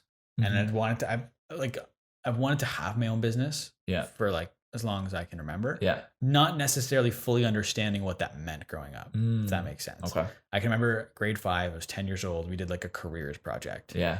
And it's like basically the teacher would lay out a bunch of different career options and you can like pick through one. Yeah. And I picked this word I'd never heard of before, but that was interesting. It was called entrepreneur. And I had no idea what it meant. I was 10 years old. No way. And I picked it just because I liked the idea of it. But I think at the time, if I can remember correctly, granted this was a long time ago, this was 13 years ago. Yeah. But if I can remember right, I was big into like wanting to be a movie director and a writer at that point in time. Okay. So my whole brain was like, I'll just create like essentially a production company is probably like the easiest way to explain it. What I was like, and I'll just run this thing, like it'll be my business. Yeah. I didn't fully understand what entrepreneur meant as a 10-year-old, but that's just what I picked as far as I can remember. Yeah. Like I said, so having my own business is just something that I think has always been a goal of mine, and having the ability to actually do that is awesome. It's really cool. Something, and especially the last couple of years, something I've really thought heavily about. Yeah. I almost did it back in May, but then life happened and I decided to do something else that I thought would benefit me in the long run. Yep. Which was taking the Red Black's job. And I think it did. But I think just one of the coolest things is having my own job and having the flexibility, even as like a little bit. Like yesterday's my birthday, I didn't work since my birthday, and I just decided. Love it. I mean, granted, my clients are also in charge as well, though. But like it's all on me now, and I like that feeling. Yep. And then challenge. What do you find most challenging? I think the challenge is the lack of social aspect. Interesting. Like the lack of seeing people. Yeah. Like when I worked at my old job. Yeah. I was like the disruptor of everyone's work. I will walk around the office and talk to everybody and just break up your work day. And like, that was what I did. Like, I just thrive in that environment. Like I don't know if thrive is the right word, probably because I waste a lot of time. Yeah. But I was very social. Interesting. Very social at my old job. You can still be social. I can. It's just something I'm not doing. Like, you're not proactive about it. I'm not proactive about it Yeah. because I'm like, okay, I have all this work to do. I don't have time to take a 1 hour coffee meeting Gotcha, because yeah. I got to get the work done. Yeah. So it's something I'm trying, like the work-life balance is what I'm struggling with. Yeah, sure. So I'm just trying to figure out how to be a little bit more social with things. Right. And that's probably the biggest challenge for me at this point. And are you doing anything to overcome that challenge, or you still Trying to working take on it? more meetings and stuff like that. Not meetings, but like trying to meet more people in person. Yeah. Trying to like reconnect with people. I try to call people on the phone, like just different things to try and just make sure I'm like still having that. FaceTime or phone call? What do you prefer? I like the phone call. Yeah. Because I like to move around. Like I don't like the Zoom call, put it Yeah. that way. I don't like Zoom because like I'm stuck at this desk talking to people, which is fine. Yeah. But I prefer to, like, I took a call recently on a phone with this guy who listened to one of my podcasts and just wants to talk to me. So like called me on the phone instead, and I was able to like cook my lunch while I was talking to this guy. Yeah. Whereas, like, I can't really do that on clean the house while you do it. Exactly. I like to be able to move around while I talk, so I like the phone. Yeah. I also don't have an iPhone, so it makes the FaceTime tough. But yeah, I think I like the phone calls better. And like back to Buster Share, tweet something about how you should go for walks when you when you're on the phone, like go outside, which is probably something I should do because my building right now. Never thought of that. Yeah, take your calls and go for a walk. Yeah, which is smart because so smart. I don't leave my building some days now. I don't have to. The gym is here. I have multiple workspaces in this building that I can go to. So it's like I don't leave my building. I don't go outside. Yeah. So I need to make a point of going outside as well. 100%. So kind of working on your own and being in your building all the time, what are some of the routines or habits that have helped you be productive and stay in your zone? I'm still trying to figure out what that routine looks like. What it looks like right now is I need to be a little bit quicker at the wake up, but I wake up at 7, go downstairs, work out for probably hour and a half. Yeah. And then I come up here, I make my breakfast, and then I grab my laptop, I grab my stuff that I need. And usually right now it's consisting of liquid IV. It's like a hydration powder that you put in your water. Okay. So Bobby Hobart, who I had on the podcast, he works for Liquid IV now as their content creator. So they hooked up a bunch of podcasters. So they sent me a bunch of free product. Yeah. So now my mornings consist of after my workout, I will then take some Liquid IV, grab my laptop, and I go up to the roof and I work on the roof. Got it. Okay. That's pretty much like what my routine looks like right now. I think it needs to be better. I'm very productive in the morning. Do you try new shit? Yeah, to fit into your routine. Okay. I think I need to incorporate what I've noticed that I need to incorporate more into my routine. I need to read more. Yeah. I need to meditate more, and I need to journal more. Interesting. Because I was doing that right when COVID hit. I started doing that. I started reading every day, writing in a journal every day, or like I have it in my phone. Yeah. And meditating for at least 5 minutes a day. Wow. And that was when like no one knew what was happening. The world was kind of like people have a better understanding of COVID right now, like what what its impact is, versus no one knew. Like everything was an unknown. And that's probably the most calm and like centered I have ever been as a person. Wow. And in the world of chaos. In a world of chaos, while running a business on the side, while working full time. Yeah. While trying not to let my work know because I don't want them to know I'm actively working to leave, if that makes sense. But I was the most mentally sound I've ever been. What do you do to meditate? I just sit down and try to focus on breathing. Interesting. Do you have like, is it like a guided meditation? No, you just focus on your breath? Yeah. Sometimes. What do you think about? Try not to think about anything. Try to clear it. Oh, interesting. Yeah. Sometimes though, like sometimes your mind wanders and that's fine. Yeah. I try to like slowly bring it back. Sometimes I'll focus on like a sound. Like if I can hear like water running or if I hear like maybe cars driving by, I'll just focus on that one sound. So it's either I try to focus on nothing. Yeah. Or focus on something specific. What do you find it helps you do? Just kind of just center, bring myself back to just kind of like balance. I love which is interesting. Move forward with like clear mind. Yeah. And I think the journaling helps with that too. Why? Because I can think through things better when I'm trying to write them down. Oh, so that's very like unique to you, right? Like not everyone's like that, but so I think a lot of people think better when they write because it forces you to actively think about your thoughts. I think better when I speak it. That's fair. I can't write. Yeah. So like that's why, because like I could never do that, but like for me, like I'll drive in the car all the time and I'll listen to a podcast and they'll spark something in my head and I'll pause the podcast and start speaking about what it just sparked as if I'm talking to someone. Yeah. And then it helps me like have all these ideas and organize them into a thought. That's interesting. Yeah, go on. But yeah, so I've just started doing the journaling thing and like it's helped me like work through decisions I have to make. Like I made a tough decision to not renew with one of my clients. Okay. Not because of the client, just because it wasn't the type of work I wanted to do. Yeah, it's not you, it's me. Yeah, that's what I was like. That's what it feels like.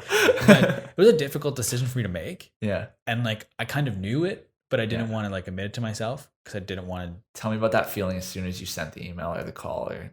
I was a little bit like, I wasn't relieved because I genuinely liked the person I was working with. Oh yeah, so for sure. Tough. But like, because I've had similar situations and I just like send the email and it's almost like a weight lifted off of me. It felt like a weight lifted off of me once we were kind of like, once we wrapped up. Right. And we had a really good like exit, like last call. Yeah. And we left things in a really good place, which I was really like worried about. Yep. Because again, I didn't want it to come across negatively. Like, and I did everything I could to make sure the transition went smoothly. For sure. But it was just, I ultimately came to that initial decision when I was journaling. When I was just typing in my phone, kind of working through like my thoughts or my day or whatever. Yeah. And those are 3 things that I've kind of fallen off doing though, is the meditation, the reading, and the writing. I've recently started reading the last probably week or so, and I'm just like loving it. And I always like, I have an app that I use. I don't know if you've heard of Notion. So I have like it's just like I don't know how to explain. It's like a productivity app / like to-do list. It's just like, I'll show you it after, but okay. I've built a to-do list in there. I've built my meal plan in there. And then I have a podcast organization thing. So I have all my podcast guests listed. And then I have a thing where every time I message a guest, I drag it over to the show that I've sent the message. If there's someone I think I should message, so I have it all like organized. Yeah. It's kind of crazy. I also have a thing called Principles, which is like, I don't know if you ever read Ray Dalio's Yeah, heard of it. I've never read it, but I so know it's just basically like how he like thinks. So when certain situations happen, he does this essentially. Cool. And so I decided like I should create my own. And one of the ones I have is just like different principles for like when I think about my day. And one of them is you like to read. Because when I stop reading, I convince myself that's because I don't like reading. Right. But I like to read. Yeah. And I know I like to read, but I convince myself I don't. Yeah. So I started reading again. And what I like about reading is it's new thoughts in, which means new thoughts are coming out. Oh, yeah. So I just like, and the book I'm reading is really good. So it's just I just think, again, reading, journaling, and meditating is something I need to incorporate into my routine. I love that I haven't. 100%. I think it's all just like bringing you back to center, all those 3 things, right? Yeah. So COVID hit pretty early in your entrepreneurial journey. How did you deal with that personally as well as with your clients? Like I said, personally, that was initially though, like when it started, like were you anxious, like anything like that, or did you go right into kind of coming to center with these different things? Yeah, I don't think there was ever a point where I was stressed. Amazing. I think the hardest part of it for me was not seeing my grandparents. Like I'm really close with my grandparents, so I couldn't see them for a while. Yeah, that's what I struggled with the most. And then with your clients, was there anything that like how do you handle that? Because it was early in your journey, which is like it was like 2.5 months in. Yeah, we were good. We just had to pivot a little bit, obviously. But I had 2 clients at the time, so it wasn't too difficult. Not too bad, okay. But I have said people like COVID. I used the time of COVID like not a net positive for the world. Obviously, like there's a lot of negative. I was able to use it, and the time working from home is the reason I took my business full time. Yeah. If that hadn't happened, I don't think I would have taken my business. I still don't think I'd have taken my business full time. Wow. Just because I had the time to do that. I had the flexibility to jump on a call if I needed to. I can remember like having a couple early client calls in like February before everything happened, running to the other side of the stadium and taking a call in the press box because there's no one up there.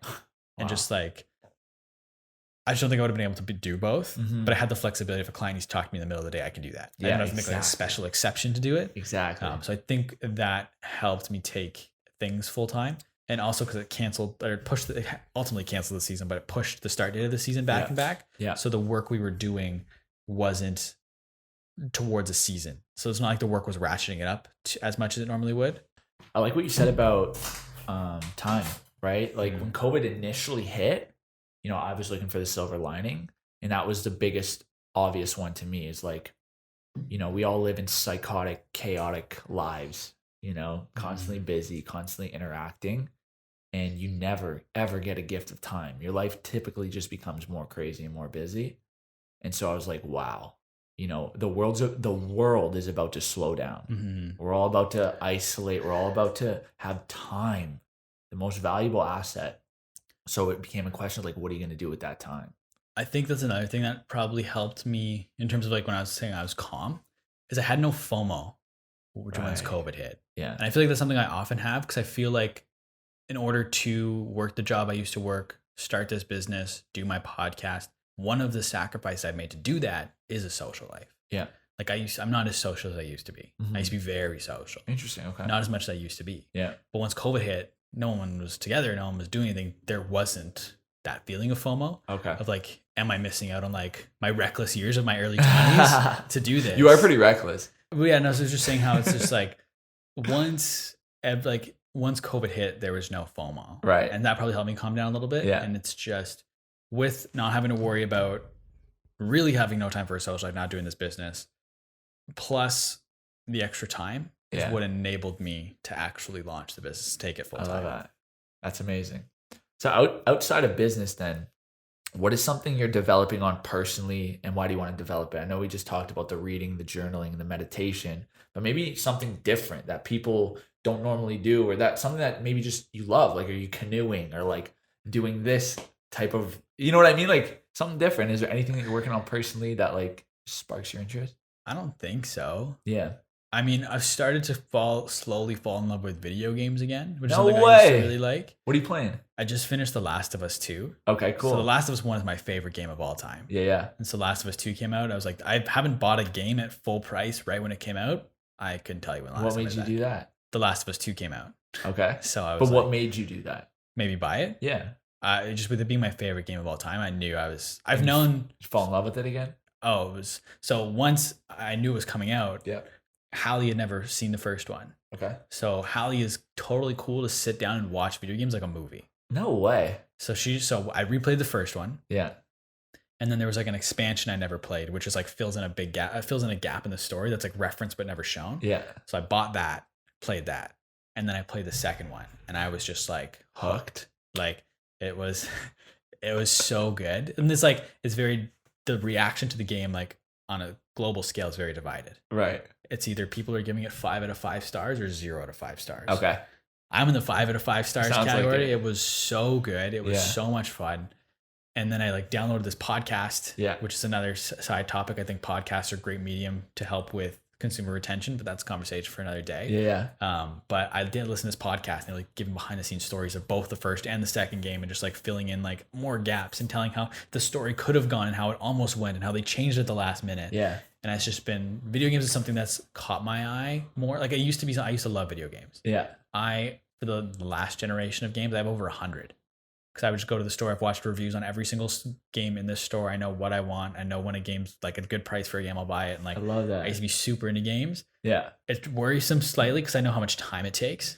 Yeah, but it's escapism. Yeah. Brings you back to center. Yeah. But that's another thing I struggle with, is like always feeling the need to be productive. No. Which is something everybody needs their thing, bro. 100%. Like, I golf. Yeah. Way too much. True. And it brings me back to center, though. It allows me to be more productive. Yeah. If I was just working all the time, I'd be so much less productive. Mm-hmm. Which is, I guess, so technically I've been playing video games, but it's just been one game for like 3 years, and it's been NHL. That's all I've played. But I'm getting back in like the story of like story-driven games, I guess is a better way to say it. Yeah. That's the closest thing I can think of. But like for the most part with me, it's like the business, the podcast, the marketing. Like, yeah.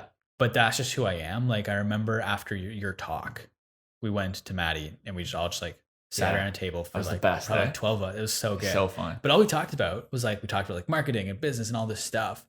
And I was like, you give me that or a party. Yeah. I pick that every day of the week. Day. But because that's what I like to do. Yeah. I like to talk about this stuff. This is what I enjoy doing. Yeah. So that's just where I naturally skew towards. Like all the stuff I'm reading is like marketing or personal development. Like what I do is just all I do. 100%. Yeah.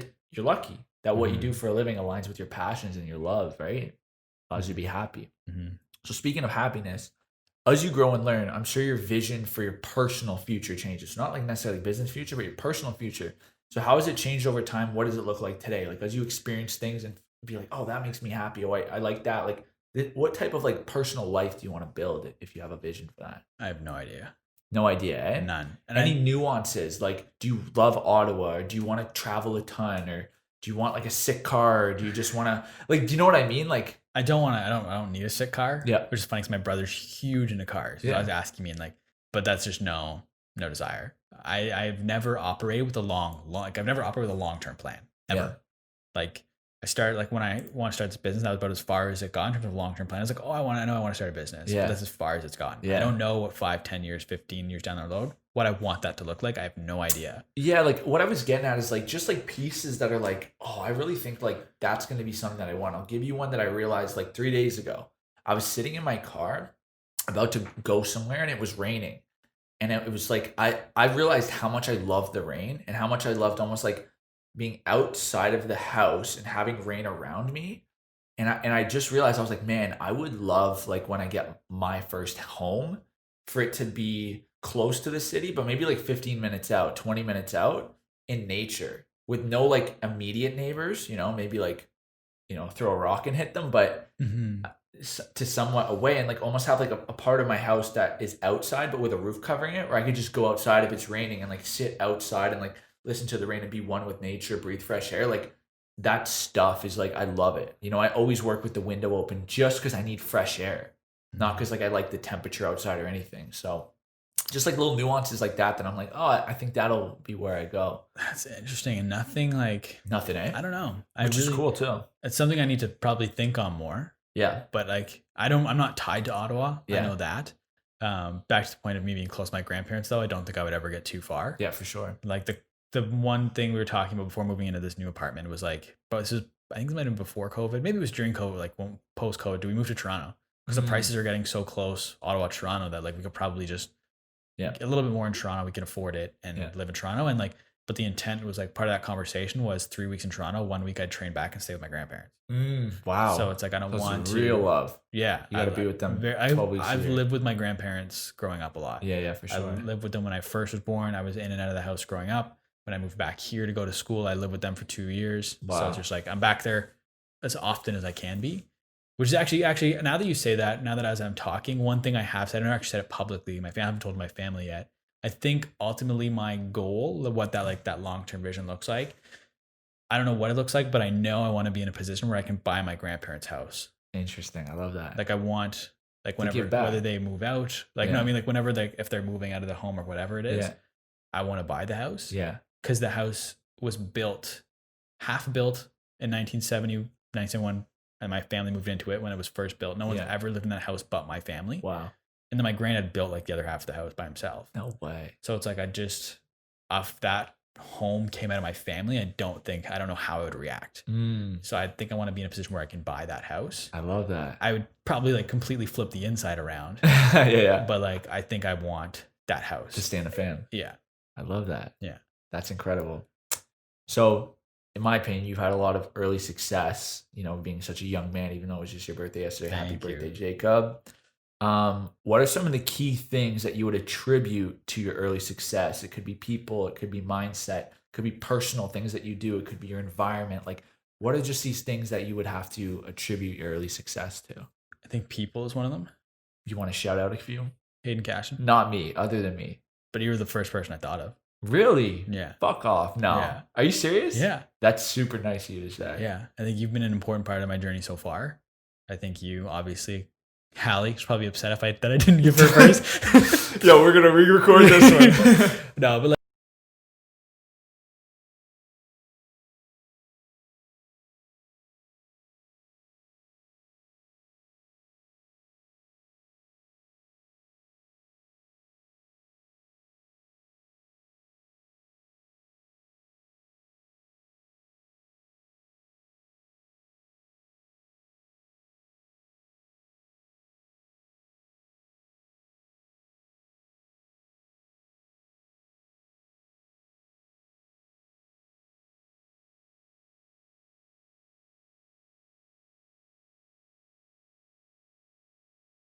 obviously, so people have been a big help to me to some degree. I think a select few people have been very important. And I really don't know what it is about like why I'm wired the way I'm wired. If that makes sense. Okay. Like I have this like the tendencies of my parents. Like sometimes the way I move is like my dad. Okay. Or sometimes the way I say a word is like the way my mom will say it. Yeah. I'm more like my dad, just like naturally, like the way I move sometimes it's like people will say like you just look 100% like your dad, just the way like you moved your arm or the way like your facial. But like I don't know where the entrepreneurial tendencies come from. I don't know where this drive to want to have a business comes from. Like it's very much outside of the norm of like what my parents do. Yeah. So do you have a fear of regret? Regret? Not really. Well, yes, but I don't know what I would. Because that drives me a lot. Yeah. And just the regret of not doing something that I want to do. Right. For me, I would rather fail than regret. I always say that. And it's true in my actions. And it's true before I even realized it, just looking back on my life is like, when it's always been like something that like I want to do versus like playing it safe, I always jump, like period. And it's because I have to, or else I'll be like unhappy from regret, period. Yeah, I think I think regret is a part of it. I think something that used to drive me a lot is like the admiration of others. And still does to some degree, but I'm trying to not let that influence my decisions. Yeah. Because I don't want to do anything for anyone else. I want to do something for me and what makes me happy. Yeah. Which was a challenge when I knew I wanted to leave my other job. But it's just like everyone knows what I do. Everyone thinks that's cool. You work in pro sports, like that's awesome. Yeah. So it's just like making the decision to leave is like probably before having my own business. Having my own business obviously made it a lot easier. Yeah. But like if I were to have left before, then it would have been hard just because like if I go get a job working for some random company doing marketing, making more money, it's not gonna be as cool to people. That's what I did.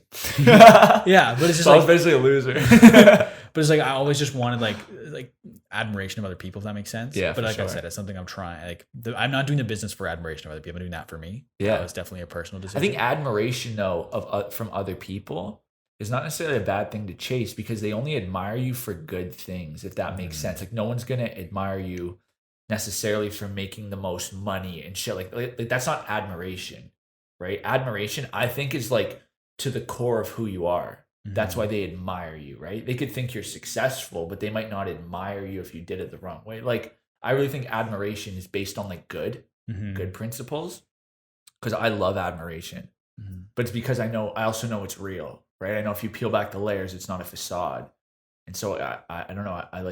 I'm driven by it. Yeah, I think me too. I think part of it, but like I said, I really don't know where this came from, where the desire to do this came from. Like I have literally, I don't even know where I'm at right now. like I don't know. I don't know where it came from, like where it originates from. Yeah. Like my dad's successful. Like my mom, I think my mom's good. Like the way it's been described to me is my mom could sell ice to an Eskimo. Got it. Okay. But like I just don't know where wanting to do my own thing and like have my own business and like where that comes from. Yeah. But I don't know. Amazing. Okay, well I got two more questions. They're both kind of heavy hitters. Okay. Even though I thought last time you had to think about it, you didn't have to think about it. So I'm not going to say that again. But if you could look back to yourself 2 years ago when we recorded that first podcast, what would you tell yourself? Probably just make sure you fix those buttons and you'll make it sound a hell of a lot better. The sound quality of our first podcast, you hate it. I hate it. It's so bad. It's horrendous. And I don't know what it is. There was these buttons on the interface, and when they were pushed in, it messed with the sound. When they were popped out, it sounded amazing. Wow. Okay. And I didn't like ours wasn't that great. Yeah. And then I just remember that the second one, the guest audio, Mathieu's audio was fantastic, and mine was still bad. And I look at it and I noticed that his was popped out, mine was popped in, and I was like, and I popped it out, and then I did it with Josh Reyes, and it sounded great. That's crazy. To this day, do you know what it is? I don't know what it does. I just know that those buttons, when they're popped out, when they're popped in, they mess with the audio. I love that. But in all seriousness, I have no idea. Like, would I go back and tell myself? Probably. I don't know. I just don't know if I'd want to change anything the way that it's gone. I think that I would probably just tell myself that just follow this. Just keep doing Reinforce it, eh? Yeah. It's funny. I think when you asked me a similar question, I said the same thing. Yeah. It was almost like just reminding, or just, allowing myself to know, like, yes, you're doing it right, you know? Because there's always that level of not knowing the future. Yeah. Yeah. And I think because I didn't know what I was getting myself into. Yeah. You know what I mean? Like, but yeah, I don't know if there's anything I would have changed. Like, I think I've loved it. Like, with the podcast, specifically, I don't think I would have changed a thing. Obviously, the little things like the audio quality, like whatever, but that's the story now. Yeah, 100%. And you've learned, right? And like, that's why I think, like, even like, I think a big step for you is like not caring about the changes. Because I'm that way. Like, I don't care about my grid aesthetic and all that shit. Like, I just want to make people feel good and then through my content, however that looks, right? I don't want to be held back. I just want to do the best shit I can. And I think that just comes from like understanding, like, it doesn't matter. Nobody cares. Kind of like what you said earlier, right? Yeah. Yeah. No, I think that's it. I think. But yeah, I mean, maybe that's what I tell myself. It's just do it for you. Like, don't care what other people think. Like, just go for it. But yeah, I don't know. I don't think I would have told much to myself because I need to figure it out. Yeah, 100%. Does the likes, comments, shares, feedback, like what role does that play for you? It doesn't. It doesn't play at all. My podcast Instagram's awful. I got a notification that's like, this post is doing 85% or better than 85% of your recent posts at 8 likes. Yeah. So I'm even like debating like just scrapping the Instagram. I think I might ride it out to 1,000 posts just to get there. Yeah. And then that's it. Interesting. And just focus on like other ways to grow my podcast. You know? One thing I would argue is like your guests. That's the thing, is the content for the guests. But your guests are on Instagram. Your guests are on Instagram. And if they want to tag you or shout you out or something like that, like I tell this to my clients sometimes. It's like people may not want to follow you because they may not want to see it forever, but it's still a good place to go and get what they need, right? Like for instance, for like a cleaning company, people might not want to follow a cleaning company on Instagram, but if they see an ad, they're interested, they want to go to the page, click on the website, or learn more on the Instagram page. Like it's kind of important to have something fresh and like that's actually like current. No, 100%. So that's part of it. It's also because Instagram's so relevant culturally that it's like, I don't want to just stop it. 100%. But maybe scaling it back. Yeah. Yeah. Cool. So my last question, high level, thoughtful. What inspires you the most in podcasting, in business, and in life? What inspires me the most? Yeah. I have no idea. I love that. No idea. And that's all, folks. Yeah. But like I literally like I have no idea what inspires me. Yeah, like when you wake up in the morning, like what do you get excited about? What do you think about that's just like, oh, let's go? Like is there because sometimes for me I have a slow morning, but then I'll think about something, I'll just get that fire and be like, let's go. Recently, what I've noticed has kind of excited me. Yeah, has been learning. I don't know if that like I've started taking notes a lot. Just like for a couple different reasons. Yeah. Just notes like when not so much when I do podcasts, when I listen to podcasts, because when I listen to podcasts, I'm usually in the gym or doing something. So I don't want to stop what I'm doing. Yeah. But whenever I read now, I take notes. When I've started changing how I consume content on YouTube. Okay. And I watch videos that I think are interesting, but I'll take notes the entire time. Wow. And what that does, it does two things. One, it just helps me kind of process the information if I need to pause and think about it. In your own words, do you write the notes or do you verbatim what they say? Sometimes verbatim, sometimes my own. Sometimes basically if it's verbatim or if it's like from the video, I'll write it down just normally. And then if I want to add my own thoughts or if this thing triggered a thought that I never had before, I write it in italics. Okay, cool. So it's good just to kind of think through things. Yeah. But now two, I have a search engine of everything I've ever consumed. So this is more so for if I want to, because I want to start writing more because it helps me think. So you can pull the thoughts. Yeah. In this notes app, I can just search up words and it'll literally bring me to the note of wherever, like, so I use Evernote. So for example, like say I wanted to write an article on TikTok, I could search up TikTok and it'll show me all the notes I've ever written about TikTok. I can click on it. It'll bring me to where I wrote TikTok. That's so genius. It's not my idea. It's it's a concept called building your second brain. And it's by this guy named Tiago. I respect you being honest about that. Yeah, it's by this guy named Tiago Forte. It's where I initially got it. Yeah. It was him and a guy named David Perel. So basically Tiago Forte had this whole concept of storing information because you're not going to remember everything. There's no way. Yeah. And then David Perel made a writing course based off of building a second brain. So it's like, once you build your second brain, how do you take that and create articles? And I've watched this whole writing process and it's like, he'll come up with a concept, like talk through it with someone and like do a co-write, but it's basically him just interviewing someone almost. Wow. And then when they need to fill out information, he just like searches up keywords in his Evernote and it brings them up and he just adds them to his article and you can like piece together like a solid outline for like a long article in like 10 minutes. I love that. So I think but knowledge, and I just get excited to watch these videos. Like I have all these, like I have like 40 videos saved in my watch later from YouTube and I'm just excited to watch them, which is like super nerdy, but I love it. And it's like, yeah, man. It's like what do I have? Like I have like one that's like some old Y Combinator talks, or like I have one like I've been really liking Musical.ly's founder. Yeah. I've been loving his interviews lately. Like I go back and watch, like I watched one from 2014, 2015, I have one saved from 2017. I'm gonna go watch. So you like consuming interviews as well? I love consuming interviews. Interesting. But not so much from like I don't want to watch how the interviewer handles it. I want to listen to the guest. Yeah. And I think because I used to like once I would want to sit down and watch a YouTube video in full. And I've let that go, and now I'll watch like 20 minutes when I can. I come back, and I just kind of chip away at it as I 100%. Go. But yeah, knowledge right now, just like learning. I feel like Ty Lopez, but like just learning is helping me I just enjoy it and like learning new things. Like this book I'm reading, I'm loving it, and like it's just that's just kind of what's been exciting me lately. Just it makes sense, man. Because your life from a business standpoint is surrounding the stuff that you're learning about, right? Mm-hmm. And even like when it gets higher level to mindset, perspective, things of that nature, that's like personal life. That can inspire you. Mm-hmm. I'm the same way. Like my morning starts off with I have a couple email services that I subscribe to that kind of gives me all the headlines in tech and marketing and all this stuff. What are they? What is it called? TechCrunch, Tech Meme. Google sends me a bunch of cool articles. I would check out Morning Brew. Morning Brew, okay. Mhm. And basically, yeah, I read those headlines, and if any of them interest me, I double click into them and start learning. And a lot of the times, then it provides content that I can share on my story, right? Because it's very relevant, that just happened.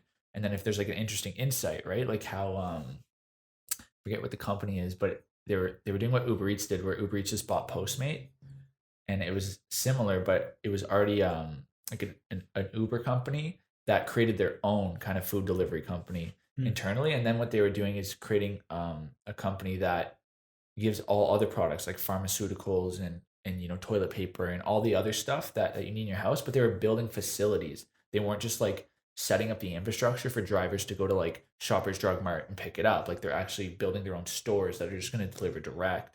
So it was interesting. And it's just stuff like that, right? You see how like different companies think, and then you can share it and then get people's thoughts. And yeah. One platform I'm trying to do that on is Twitter. Okay. It's one platform I've kind of started to use more and more, and I'm enjoying more and more. Yeah. And I just think the way it was explained to me, which isn't, I like it. Obviously, there's a place for Instagram once you hear what I say, but Instagram rewards you for looking good. Okay. Right? Like as a whole, Instagram's visual. People like if it looks good, people are going to resonate with it more. Twitter, on the other hand, rewards you for thinking good. It's your thoughts, yeah. And like what I love about Twitter is you can follow pretty much anybody in the world. And if they're active on Twitter, I can get like a VC in San Francisco can have like a thought, tweet it on their phone, and I get it across the continent to my phone instantly. Yeah. And it's just interesting that way. And it's just like, so now when I'm consuming all the information, I'm trying to think of how I can, like what I'm learning, how I can frame it into a tweet. Yeah. Okay. Like I just tweeted something the other day that I literally picked up from my book that I was reading, and it was called, they were talking about breakpoints. Yeah. And breakpoints is used in coding or software development. Yeah. They have breakpoints scheduled to stop what they're doing, and they review all the work they've done, all the code to find where things aren't working. Interesting. And to fix them. Yeah. And I basically said like this is what breakpoints is. And then my last sentence was, as a human, you also need breakpoints. Yeah. And just like, I would never have that thought if I didn't read, but it's like, and I don't know if there's a place for it on Instagram, but it works better on Twitter. 100%. And I think Twitter, you can network really well and you can meet a lot of interesting people on Twitter. So I'm trying to spend more time there. Yeah. And I'm learning, I'm like trying to like curate my feed. So I'm also learning when I'm on Twitter. That's it. Most platforms are more push, right? Mm-hmm. More like you put out, you'll get some feedback, but it's not like an equal kind of conversation. Whereas that's what Twitter is, right? Like I'll say something, you'll jump in, I'll jump back. And it's much more of like developing thoughts and making real connections. Mm-hmm. Yeah. 100%. So, but back to your original question, it's just learning is something that I've been just excited about lately. Yeah. That's beautiful, man. Well, congratulations. 100 episodes later. I don't know if you ever thought you'd get to this point when you started your journey. I'm definitely not surprised you got to this point. And it's been beautiful to see how much you just love the journey, right? You love the process. You're doing it just out of, the pure enjoyment of the sport. And I think that that's beautiful. I'm glad that you have this. I'm glad it's led to so much opportunity, so much personal growth. Happy birthday as well. It's kind of ironic that 100 episodes later is the day after your birthday. It's like two new journeys. So yeah, man, I'm really proud of you. Congratulations. And I'm glad we could do this. Awesome, man. I appreciate you. I appreciate you taking the time today to just come out here and interview me.